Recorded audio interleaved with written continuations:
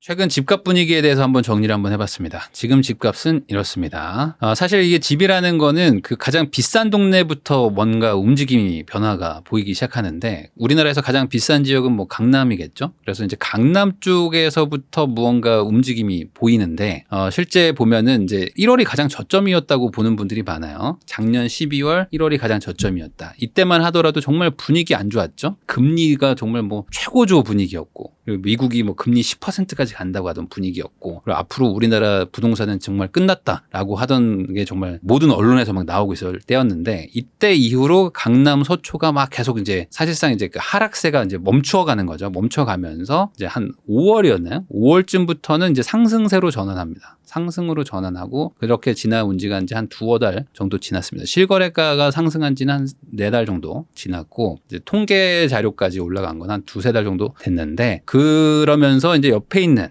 송파 쪽 특히 이제 잠실 쪽하고 이제 강동 뭐 이런 데들 많이 빠졌던 곳들 특히 이제 대단지가 있어가지고 가뜩이나 거래량이 없었을 때 막 5,000세대, 막 4,000세대, 3,000세대 있었던 뭐 노원, 뭐 강동, 뭐 송파, 잠실 뭐 이런 데들이 조금 거래가 되면서 가뜩이나 분위기 안 좋으니까 뚝뚝뚝뚝 떨어졌었잖아요. 근데 그렇게 뚝뚝뚝 떨어졌던 것들이 반대로 너무 많이 떨어져서 찍혀 있으니까 다시 이렇게 반등이 또 급하게 일어나면서 이 송파, 뭐 강동에서 일어나니까 가격이 다시 올라오니까 뭔가 반등이 오나 보다 하면서 또 강남 서초에서 다시 또 빠지던 것들이 멈추고 상승하던 분위기가 좀 있었던 게 상반기 그 움직임이었습니다. 그러면서 이제 자연스럽게 또 거래량도 늘었어요. 특례 보금자리로 3월에 나오기 시작하면서 이제 대출도 이제 풀어주고 그러면서 자연스럽게 거래량이 늘면서 갈아타기 수요들도 발생하고 그러면서 이제 강남 서초의 신축급 아파트로도 옮겨갈 수 있는 분들도 나타나게 됐죠. 송파 잠실에서 강남 서초로 매매나 전세로 갔던 분들도 되게 많았습니다. 그런 게 이제 한 몇 달 전 얘기였고 이게 지금 계속 퍼져나가가지고 최근에는 이제 서울 전역으로 좀 확대되고 있는 양상으로 나오고 있는데 그러다 보니까 최근 통계입니다. 최근 통계로 보면은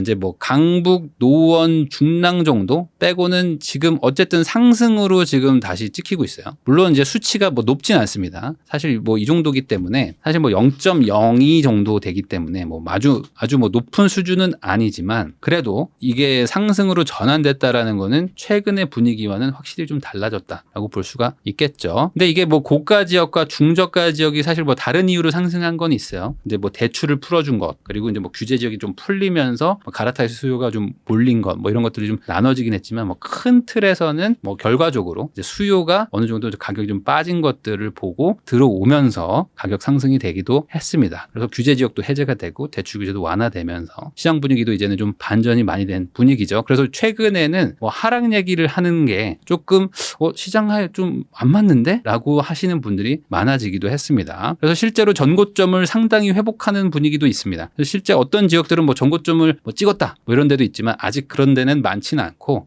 이 자료를 보면은 강남은 뭐 고점 대비 전고점 대비 뭐 한 거의 90% 정도 회복을 했고 노원은 뭐 80% 정도 회복을 했다는데 이건 뭐 통계 자료이기 때문에 평균치다 보니까 어떤 단지들은 거의 뭐 찍은 데도 있고 아닌데요 저희 집은 아직도 뭐 많이 빠져 있는데요 라는 데도 있겠지만 어쨌든 한 80에서 90% 정도까지는 돌아왔다라고 볼 수도 있을 것 같습니다. 그리고 이제 많이 떨어졌던 지역들이 회복을 많이 하고 있는데 그중에 인천도 있습니다. 인천 쪽도 지금 회복을 많이 하고 있고 그러면서 수도권 쪽도 지금 상승세로 돌아왔고 물론 아직 전국으로 봤을 때는 아직 뭐 상승까지 안 온 통계치도 있고 이제 상승 전환한 통계치도 있지만 거의 이제는 보합까지 선에는 다 도달을 한 것 같아요. 자 그리고 이제 1.13 대책 이후에 분양시장도 좀 훈풍이 좀 불고 있죠. 그리고 이제 특히 서울 쪽은 뭐 강세입니다. 이제는 완전히 분위기가 좀 바뀌어가지고 그 분양 전망 지수들도 이제 많이 좋아졌어요. 그래서 이제 서울 쪽은 분양가가 이제 다시 좀 높아지는 좀 추세가 있고 그리고 작년 말 올해 초만 하더라도 분양이 막 비분양 터지고 했던 게 정말 엊그제 같은데 지금은 전혀 그런 분위기가 아닙니다. 그래서 지금은 또 경쟁률이 또 다시 또 높아지고 그래서 전국 평균 경쟁률이 이제 2자릿수로 다시 한번 올라가는 상황입니다. 작년 3분기, 4분기, 올해 1분기만 하더라도 전국 경쟁률이 이제 한 자릿수 필수여가지고 사실상 청약 시장이 거의 막 붕괴되는 수준, 그리고 미분양이 막 급격하게 늘어났었는데 지금은 아니다. 그런 분위기 아니고 지금 미분양도 7만 세대를 찍고 이제 조금씩 좀 줄어들고 있는 그런 분위기로 바뀌고 있습니다. 그러다 보니까 이제 분양 쪽에서 청약이 좀 과열되고 그런 지역들도 나타나고 미분양도 좀 늘어나지 않다 보니까 잠깐만, 분양 쪽, 신축 쪽에서 이거 쉽지 않네 라는 느낌을 받으면 어떻게 되죠? 사람들이 기존에 있는 집들, 기존 집들을 살려고 하는 생각들로 바뀌게 됩니다. 그래서 지금 구축 매수세로 좀 전환이 되는 분위기도 좀 있어요. 그래서 이런 것들이 다 어떤 것 때문에 생겼느냐? 바로 이거죠. 지금 현 정부는 뭐 이걸 공식적으로 인정을 하고 있지는 않지만 시그널을 뭐 명확하게 주고 있죠. 무엇이든지 간에 뭔가 하락의 기운이 느껴지는 게 있으면 하락을 막는 정책을 지금 계속 발표를 하고 있습니다. 1.3 대책, 청약이 안 될 것 같으면 청약을 다 풀어주겠다. 그리고 뭔가가 문제가 생겨, 대출이 안 나와? 그럼 대출을 풀어주겠다. 그리고 뭐 역전세 같은 게 우려돼? 그러면 역전세 대책을 발표하겠다. 이러면서 지금 어떻게든 하락은 우리가 막는다. 물론 그렇다고 상승을 내가 유도하진 않겠지만, 다주택을 권하진 않겠지만 하락은 막겠다. 그렇지만 지금 법을 바꿀 수는 없는 상황이에요. 지금 뭐 여야가 뭐 여전히 뭐 대치하고 있는 부분도 있기 때문에 법을 바꿀 수는 없지만 시행령을 바꾸거나 이런 것들은 다 정부가 할 수 있는 부분이 있다 보니까 그런 것들은 지금 규제를 해제를 하고, 그리고 뭐 규제 지역들도 풀면서 최대한 지금 하락을 막아주는 그런 구조로 가고 있습니다. 물론 법에 의해서 규제가 돼 있는 게 많아요. 뭐 취득세도 있고 양도세도 있고 뭐 종부세도 있고 뭐 아직은 많이 있지만 그래도 어쨌든 이런 기조가 있다는 거는 여러분들도 아실 겁니다. 그러다 보니까 지금 서울 아파트 매매건이 계속 늘어나고 있고요. 아마 지금 6월 달이 지금 아직 집계가 7월 말까지니까 다 잡히진 않았지만 아마 4천 건 정도 넘어가지 않을까 대략적으로 추측을 해봅니다. 그러면 이렇게 지금 그래프가 좀 이렇게 상승 그래프로 가는 거죠. 그러면 이게 지금 21년, 22년이 거의 1,000, 2,000 정도 건밖에 안 되거든요. 그러니까 최근 한 3, 4년간 봤을 때는 가장 많은 거래량입니다. 그러니까 지금 거래도 어느 정도 회복을 좀 했다라고 볼 수도 있는 거죠. 물론 이거는 아파트만 얘기하는 겁니다. 비아파트와의 양극화는 되게 심해지고 있고요. 그 이유는 지금 역전세 우려, 그리고 전세 사기가 워낙 기승을 부렸고 그게 지금 언론에 어마어마하게 많이 나왔었기 때문에 비아파트 쪽에서의 이 전세 쪽 시장이 지금 거의 붕괴되고 있는 상황입니다. 근데 이게 오히려 아파트 시장에는 뭐 유리한 상황으로 또 이게 이렇게 영향을 또 주고 있어요. 지금 그 오피스텔이나 빌라 쪽에서는 전세를 구하기가 되게 힘듭니다. 전세 세입자를 구하기 힘든 거죠. 월세를 구하는 분들은 많은데 전세를 구하려는 분들이 되게 적어요. 왜냐하면 전세를 들어갔다가 돈을 떼인다, 뭐 이런 얘기들이 막 너무 많이 돌다 보니까 많은 분들이 잘 안 들어가려고 하고, 보증보험 같은 것들도 지금 기준이 강화되면서 전세를 들어가기 좀 어려워지고 있습니다. 그러다 보니까 전세가 못 받쳐주면 당연히 매매가도 막 힘이 빠지게 되는데, 이런 상황이라면 물론 월세도 가지만 사람들이 어떻게 하겠어요?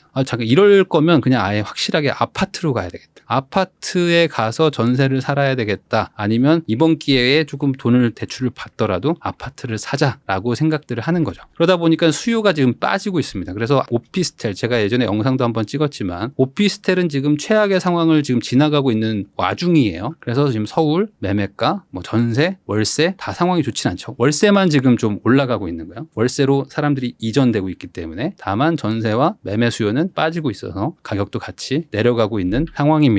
자, 그러다 보니까 아파트 쪽으로 수요가 몰려가는 거죠. 그래서 지금 어떻게 되느냐? 아파트 쪽은 오히려 지금 상황이 예전보다 확실히 좀 좋아져 있고, 그리고 분위기도 확실히 좀 달라져 있고, 그러다 보니까 앞으로 어떻게 될 것 같습니까? 라는 거를 볼 수 있는 매매 수급 지수도 좋아지고 있습니다. 그래서 수치가 지금 계속 올라가고 있죠. 1월만 하더라도 이게 100을 기준으로 앞으로 한 60 정도면 되게 낮은 수준인 건데, 이제 수요가 계속 올라오고 있는 거예요. 그래서 100을 넘어가면은 공급보다 수요가 더 많아지는 건데 거의 지금 100에 근접한 상태로 가고 있는 거죠. 요 각도로 보면은 아마 이제 비수기인 7월, 8월 지나고 나서 이제 이사철인 9월, 뭐 추석 정도 되면은 이제 수요가 공급을 넘어서는 이제 100을 넘어갈 거라고 뭐 추측을 해볼 수가 있습니다. 이 규제가 풀리면 풀릴수록 사실 지방은 불리해지고 수도권은 유리해지는 게 이 부동산 시장의 어떤 기본 어떤 규칙 같은 거죠. 기본적으로 지방은 수도권의 대체제인 것이고, 그리고 경기도는 서울의 대체제 역할을 하기 때문에 이 서울을 사고 싶지만 못 사니까 경기도로 가는 것이고, 되고 수도권을 사고 싶지만 못 사는 사람들이 약간 지방에 투자하고 막 이런 것들이 있단 말이에요. 근데 그것들이 기본적으로 규제를 여기를 한단 말이에요. 수도권, 서울을 막 규제하는데 반대로 여기 규제를 푸니까 지방의 메리트가 상대적으로 좀 떨어지는데 그런 것들이 지금 일어나고 있다 보니까 양극화가 점점 심해지는 거죠. 그래서 지금 보면은 경북이나 대구, 뭐 울산 뭐 이런 데들은 분양시장도 서울을 규제를 다 풀다 보니까 서울 쪽으로 사람들이 막 몰리고 있는데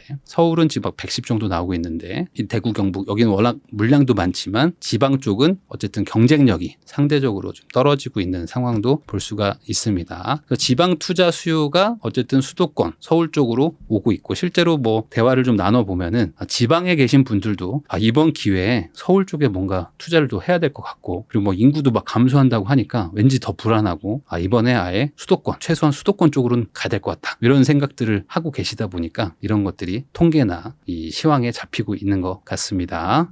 그래서 결론만 말하면 지금 이제 수도권은 저점을 통과했다고 봐도 뭐 무리는 없을 것 같고 이 상황에서 지금 뭐 금리도 지금 뭐 최상단을 찍고 지금 동결되고 있는지 벌써 4회차가 넘었기 때문에 특별하게 어떤 뭐 국내 상황에서는 변수는 지금 없는 것 같아요. 이 상황에서 그냥 천천히 지금 우상향을 하고 있는 상황입니다. 워낙 이렇게 급하게 한번 하락을 했기 때문에 어느 정도 이게 좀 횡보를 좀 했었어야 되는데 이 시간도 생각보다 너무 짧았죠. 한 5개월? 한 5개월 정도 있었고 그 상태에서 다시 어떤 정부 정책들이나 이런 것들 때문에 쭉 지금 상향으로 좀 바뀌어가는 상황입니다. 수도권은 확실히 저점을 통과했다라고 봐도 될 것 같고 외부적인 요인 어떤 뭐 세계 경제 위기가 뭐 갑자기 온다거나 뭐 이런 것들이 뭐 현재 상황에서 없다면 이 반등세는 당분간 지속될 수밖에 없을 것 같다. 그리고 정부가 명확하게 방향성을 지금 보여주고 있기 때문에 이 상황에서 천천히 그냥 올라가는 상황. 그렇다고 여기서 속도를 막 급하게 올리려고 생각하지도 않고 있겠지만 그 컨트롤을 잘할 수 있을 것이냐. 이거는 또 별개의 얘기이기 때문에 앞으로 계속 지켜보면서 정부가 이제 어떤 식의 정책들을 내는지 계속 또 같이 보셔야 될 것 같습니다.